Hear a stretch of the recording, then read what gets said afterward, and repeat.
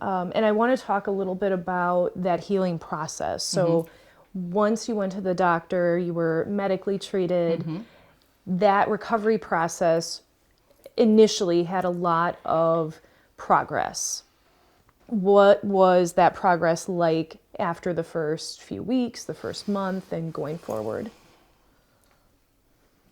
I just remember being myself again. I just remember being like, oh, wow.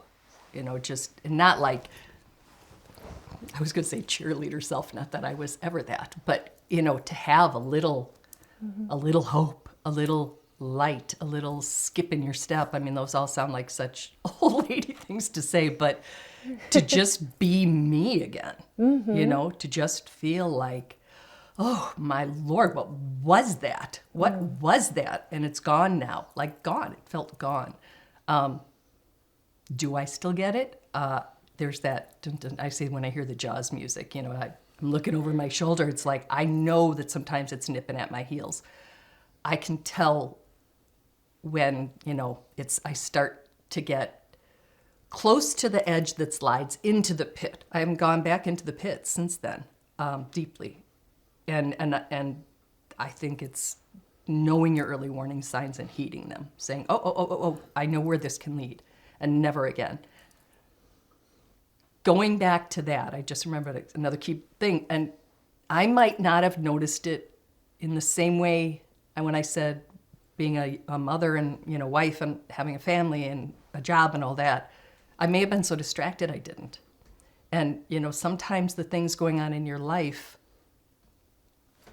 are pretty devastating. And so it's hard to know if you have just lost your job or lost someone you love or lost something you loved or been betrayed on the deepest levels. You feel terrible. Did you have any of those events? Yeah, I did.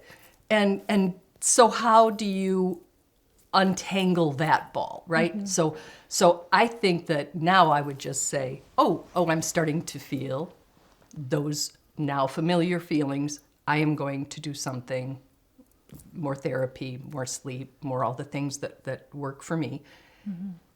Then I didn't have those supports in place, and life circumstances were difficult. And so I think it sort of created almost a vacuum that helped suck me into the hole. I don't blame, you don't get divorced and have depression, but the process of that can certainly contribute to you being in a place where it's almost a susceptibility in my mind. So what are your symptoms now? Like if you felt these symptoms, you would know it's not just the situation I'm in. This isn't just a tough day. These are my symptoms coming back. I haven't had them bad in a while. One, I'm not a aggressive driver. I don't flip people off on the road and such. But when I start to feel like I just might, I know that that's one of them, because I think irritability can be a sign of depression. It's not my primary one. Mine is just numbness. But I'm aware of it, and I think, what is what? Who are you? What did you just I'm honking my horn at someone, and I'm not that person. I leave enough time to get where I'm going that I don't have to be that person. So when I see that I'm doing that, I think, okay, again, what do we look for? We look for different.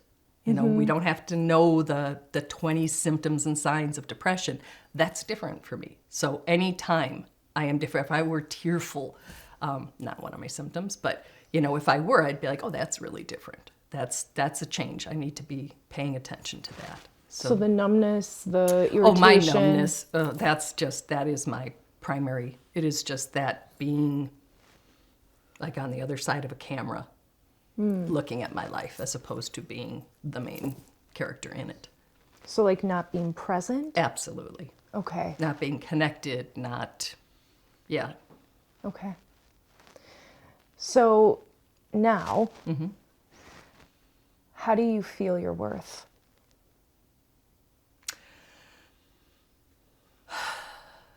I'm trying to answer that without getting into my work all the time, but I can no longer believe that I am worthless because the work I do is not, and it would not continue without me. And that is one of the key things that is a protective factor, a sense of purpose. And I have a very strong sense of purpose now, and that helps me immensely. And it lets me know that I have worth too. Now, that's external. Do I know it just internally? I do. You know, I have 2 children I love more than life itself. I don't have any issues with myself. It's not like, oh, I'm a bad person, or I should be this, or I should be that, or I should be earning this, or I should have this kind of house. I don't do that to myself. I am comfortable with who I am.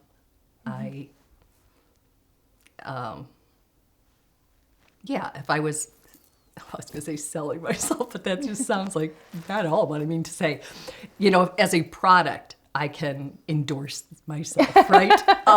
You know, I can say this is a good product. This is a person who tries. This is a person who is good. This is a person who is kind. This is a person who has, you know, principles and lives by them.